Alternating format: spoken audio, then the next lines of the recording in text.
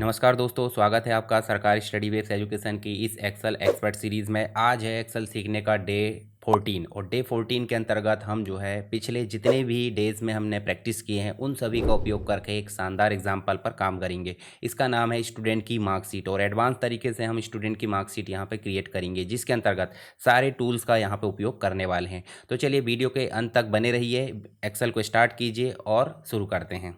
चलिए review day के अंतर्गत यानी कि डे 14 के अंतर्गत हमको बात करना है डेटा एंट्री, फॉर्मेटिंग, फार्मूला, जिसके अंतर्गत जितने भी हमने फार्मूला फंक्शन यूज़ किए उनके बारे में, साथ ही कंडीशनल फॉर्मेटिंग के बारे में हम बात करेंगे। और इसका उपयोग करके हम बनाने वाले हैं एक स्टूडेंट मार्कशीट। स्टूडेंट मार्कशीट के अंतर्गत हम जो है सारी चीज़ शुरुआत से यहाँ पे करने वाले हैं। तो चलिए इसको जो है हम यहाँ पे देख लेते हैं। सबसे पहले हम एक नई सीट ले लेते हैं।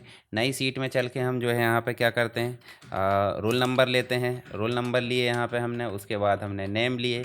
नेम के बाद हम कोई सब्जेक्ट ले लेते हैं। जैसे मान लीजिए हमने सब्जेक्ट ले लिए, इंग्लिश है, मैथ्स है, उसके बाद हमने ले लिए साइंस। यहाँ पे हमको निकालना है टोटल। टोटल के बाद हमको निकालना है परसेंटेज। उसके बाद हमको निकालना है ग्रेड।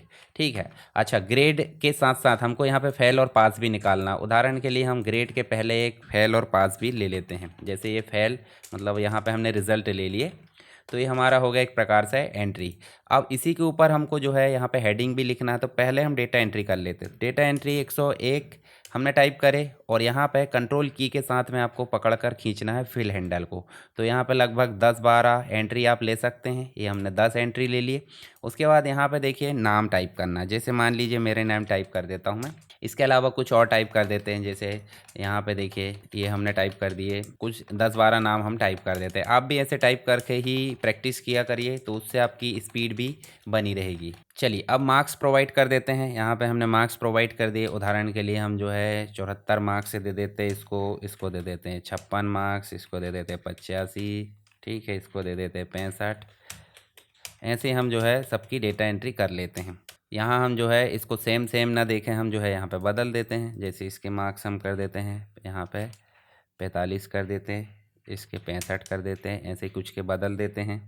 चलिए ये मार्क्स हो गए हमारे यहाँ पे एंटर। अब मार्क्स होने के बाद हमको यहाँ पे टोटल निकालना, परंतु उसके पहले हम जो है इसको फॉर्मेट कर लेते हैं। तो फॉर्मेट करने के लिए क्या करना है, सबसे ऊपर वाला जो हेडिंग है उसको हमको कर देना है मर्ज। और मर्ज करने के बाद उसमें लिखना है क्या, मर्ज करने के बाद उसमें लिखना है स्टूडेंट मार्कशीट। ये हमने लिख दिया यहाँ पे स्टूडेंट मार्कशीट। और इसको कर लीजिए थोड़ा सा बड़ा। ये देखिए फ़ॉन्ट वगैरह चेंज करना है वो आप अपने हिसाब से ऐसे फ़ॉन्ट चेंज कर लो। ठीक है, जैसे मैं यहाँ पे फ़ॉन्ट चेंज कर देता हूँ, ये देखिए यहाँ। और इसके कलर भी मैं बदल देता हूँ। जैसे मैं कर लेता हूँ डार्क ब्लू। और ये जो रोल नंबर वगैरह जो हेडिंग लिखी है इसको हम कर लेते हैं बोल्ड। बोल्ड करने के बाद इसकी हेडिंग के बैकग्राउंड में कुछ हल्का सा कलर प्रोवाइड कर देते हैं। और उसके बाद हम जो है इसमें बॉर्डर दे देते हैं। सभी को सिलेक्ट करो। सबको सिलेक्ट करने के बाद यहाँ पे जाओ, ऑल बॉर्डर को सिलेक्ट कर दो। ये बन गई हमारी एक शानदार एक मार्कशीट। अब मार्कशीट में हमको लगाना है टोटल, तो यहाँ लगाएंगे हम सम फंक्शन। सम फंक्शन लगाने के लिए हम क्या करेंगे, यहाँ पे सिंपल हम लगाएंगे इक्वल। इक्वल लगा के हम सम ब्रैकेट स्टार्ट करेंगे। C3 से शुरू हुआ है, यहाँ पे मार्क्स C3 से शुरू हुआ है और कहाँ एंड हुआ है E3 में। तो E3 में हमने इस प्रकार से एंटर करे तो देखिए हमारा टोटल मार्क्स आ गया। तो ये टोटल मार्क्स आ गए यहाँ पे। अब हम जो है क्या करेंगे, एक दो में और लगा के देख लेते हैं। जैसे मैं एक बार और बता देता हूँ। सम यहाँ पे हमने क्या लगाया, ये देखिए C4 से, यानी कि C4 हमने सेलेक्ट करे और E4 तक हमको जाना है। एंटर करें तो ये टोटल आ गया। अब इसी को पकड़ कर हम नीचे की ओर खींच देंगे, ये आ गया। परसेंट, परसेंट निकालने के लिए हमको टोटल में सब्जेक्ट की संख्या लगाना होता है, या फिर आपका जो टोटल आया है उसमें गुणा करेंगे कितने का, 100 का, और डिवाइड करेंगे टोटल मार्क्स का। चलिए अभी हम सिंपल तरीका निकाल लेते। इक्वल लगाए और जहाँ पे आपका टोटल लिखा है बोले तो F3 डिवाइड बाय 3, यानी कि टोटल सब्जेक्ट की संख्या कितनी थी, 3 थी। फिर से निकाल के बताता हूँ। टोटल बोले तो यहाँ पे आपका आ रहा है F4 डिवाइड बाय, आपको देखने को मिलेगा यहाँ पे 3। एंटर करें तो देखिए परसेंट आ रहा है। अभी परसेंट डेसिमल पॉइंट में आना चाहिए, तो इसको हम सबसे पहले ऐसे सेलेक्ट कर लेते हैं। अब देखिए डेसिमल पॉइंट में आ रहा है, तो इसके डेसिमल पॉइंट को हम जो है यहाँ से डिक्रीज़ करेंगे एक एक करके। तो यहाँ 2 अंक तक रहना चाहिए, ठीक है, ये आ गया।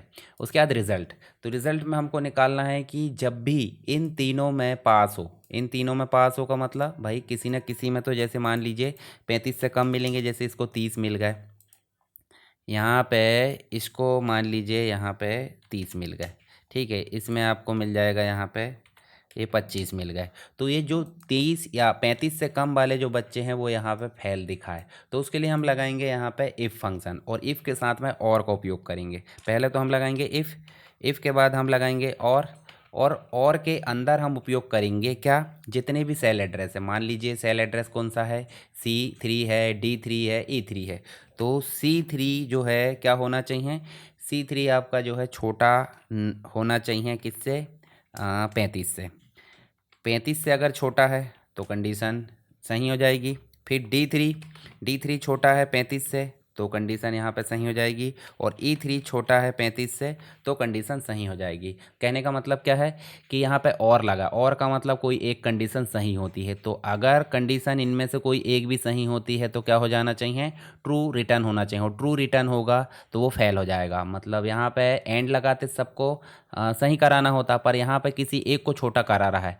अगर सभी में से कोई भी एक छोटी नहीं है तो सिंपल सी बात है वो पास है भाई, सिंपल सी बात, सब बड़े हैं। और अगर एक भी छोटा है तो इसका मतलब वो पास नहीं है। तो हम यहाँ पे ब्रैकेट को बंद कर देंगे और कॉमा लगा देंगे यहाँ पे क्या, फेल।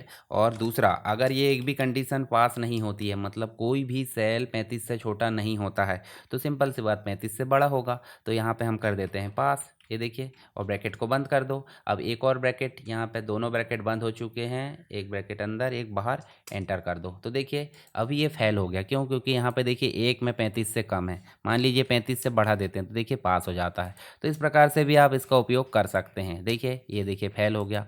उसके बाद हम इसी को फिर से एक और बार लगा लेते हैं ताकि आपको भी समझ में आ जाए। फिर से इफ़ लगाए, ब्रैकेट स्टार्ट, और लगाए, फिर ब्रैकेट स्टार्ट, जितने भी सेल एड्रेस है बोले तो C4 है, D4 है और E4। तो यहाँ पे लिखेंगे C4 छोटा है 35 से, कॉमा लगाए, D4 छोटा है 35 से, फिर कॉमा लगाए, E4 छोटा है 35 से, फिर उसके बाद ब्रैकेट बंद करें, कॉमा लगा के हमने दे दिए फेल, और दूसरा कॉमा लगा के दे दिए पास, डबल कोट के अंदर हमने दे दिए पास। ठीक है, और ब्रैकेट को बंद कर दो, एंटर करें तो देखिए पास है।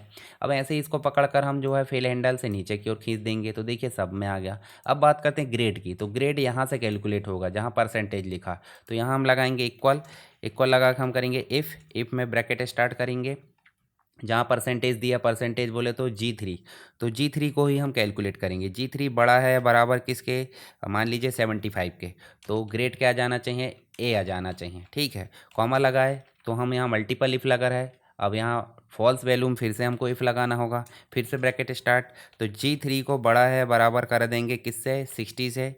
उसके बाद हम जो है इसमें लिखेंगे क्या, बी ग्रेड हमने करे, ये देखिए। उसके बाद कॉमा लगाए, फिर से इफ़ लगाना है, इफ़ लगाने के बाद जी थ्री बड़ा है या बराबर है किसके, 50 के, तो यहाँ पे आना चाहिए क्या, सी ग्रेड, ये देखिए सी ग्रेड आ गया। और अगर सी ग्रेड नहीं आता है तो यहाँ पे आ जाना चाहिए नो ग्रेड। ठीक है, यहाँ पे आ जाना चाहिए नो ग्रेड।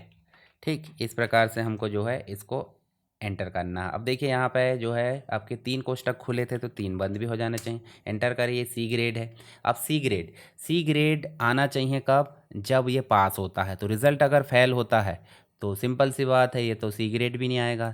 तो यहाँ पे हम एक और इफ़ लगाएंगे, एक और इफ़। अब देखिए आपका जो है कॉम्प्लिकेट मामला होते जा रहा है, तो हम फिर से एक और इफ़ लगाएंगे, और इफ़ लगाने के बाद हम जो है क्या करेंगे, इफ लगाने के बाद ब्रैकेट स्टार्ट करेंगे, और इस सेल में अगर फेल आता है तो ग्रेड नहीं निकालना चाहिए। तो ये सेल का एड्रेस क्या है बताइए जरा, H3। तो H3 बराबर है किसके, यहाँ पे लिख देते हैं हम किसके बराबर है, वो फेल के बराबर है। तो यहाँ पे ग्रेड नहीं आना चाहिए। ग्रेड आना चाहिए क्या, नहीं आना चाहिए। तो यहाँ पे सीधे आ जाना चाहिए भाई फेल, यहाँ पे भी लिखा जाना चाहिए फेल डबल कोट के अंदर, अगर ग्रेड में रिजल्ट में फेल है तो। कॉमा लगाए, और कॉमा लगाने के बाद हमको देना है ये वाला बाकी का, मतलब जब H3 में फेल आ जाए तो यहाँ पे रिज़ल्ट जो ग्रेड है वो उसमें भी फेल आ जाए, और अगर नहीं आता है तो फिर क्या है, आपका वैल्यू फॉल्स वाली में ये ग्रेड निकल कर आए। तो यहाँ पे देखिए हमारा एक और क्या लग जाएगा, कोष्टक लग जाएगा यहाँ पे, और एंटर कर दो। तो अब देखिए यहाँ पे अगर ग्रेड कितने भी बना है तो आपका ऑटोमेटिक फेल आ जाएगा। मान लीजिए एक में नंबर दे देते आप 95, तो भी देखिए फेल आ रहा है। अब धोखे से 95, यहाँ 26 की जगह हम कर देते हैं कितना, 36, तो देखिए ऑटोमेटिक यहाँ पे बी ग्रेड आ गया। मतलब यहाँ पे पास आएगा तभी ग्रेड निकलेगा, अन्यथा ग्रेड नहीं निकलेगा, तो ये भी ध्यान रखना है। तो इसको हम पकड़कर खींच देंगे नीचे की ओर फिल हैंडल से। ठीक है, ये फंक्शन आप लगा के देखिए।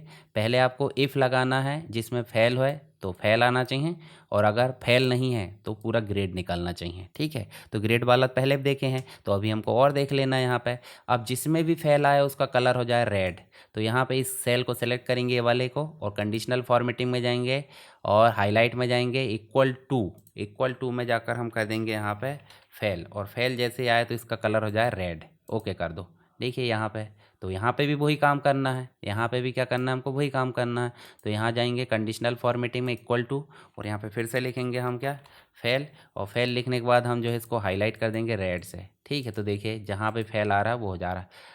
इनमें कंप्लीट में से अगर कम है 35 से तो क्या हो जाए, रेड हो जाए। तो यहाँ पे जाएंगे हम कहाँ पे, हाईलाइट में, और लेस देन किससे, 35 से, तो 35 से कम वाले को रेड कर दो, तो देखिए रेड हो गए। तो इसी प्रकार आप कंडीशनल फॉर्मेटिंग का उपयोग कर सकते हैं। इसमें डेटा बार्स का उपयोग कर सकते हैं। कंडीशनल फॉर्मेटिंग में जाओ कलर स्कीम में, कि भाई जो ज़्यादा है उसको हाईलाइट कर दे। देखिए यहाँ पे ग्रीन कलर से कर दे हाईलाइट, या फिर आइकॉन डाल सकते हैं आप। देखिए आइकॉन का सेट डाल सकते हैं, देखिए इस प्रकार से जो भी ज़्यादा है उसको, या जो आप जो है टावर वाला डाल सकते हैं जो कवरेज मिलता है उसके हिसाब से। ये देखिए आप अपने हिसाब से इसको मेंटेन कर लेना, ये देखिए।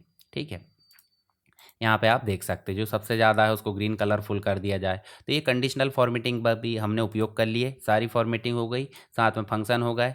ठीक है, ऑटो फिल भी हो गया। तो जितना भी हमने पीछे काम करे सारी चीज़ें हमने यहाँ अप्लाई कर लिए। आई होप सारी चीज़ें आपको समझ में आ गई होगी। यहाँ पे इसका उपयोग करके आपको एक और मार्कशीट बनाना है, और इन सभी का उपयोग कर लेना है, और उस मार्कशीट को मुझे आप व्हाट्सएप या टेलीग्राम पर भेजेंगे। आई होप सारी चीज़ें आपको समझ में आ गई होगी। वीडियो पसंद आए तो वीडियो को लाइक करें, वीडियो को शेयर करें, और चैनल पर पहली बार आया है तो चैनल को सब्सक्राइब कर लीजिए। अगर कर लिया है तो अपने दोस्तों से भी सब्सक्राइब कराइए, ताकि उनको भी फ़ायदा हो सके। तो चलिए मिलते हैं नेक्स्ट क्लास में, तब तक के लिए पढ़ते रहिए, बढ़ते रहिए। जय हिंद।